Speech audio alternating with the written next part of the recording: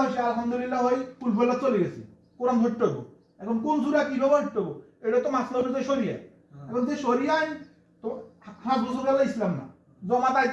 আমি তোমার কাছে কই হঠাৎ আয়াত থেকে আবার একদিন যাবো, তাহলে জমাতে সরকার গঠন করছে, আগামী নির্বাচনে বিপুল ভোটে ফেল করবো। এখন কি ইসলাম ফেল হয়ে গেছে? আর আল্লাহ রসুল আল্লাহ কইছে, এটা আল্লাহ রসুল না, কোরআনের কথা। হয়তো তোমার কোরআনে কিছু জ্ঞান থাকলে অবশ্যই বুঝবে। দিন পরিপূর্ণ, তুমি কালেমা বা মুসলমানের দিন বলা হয়।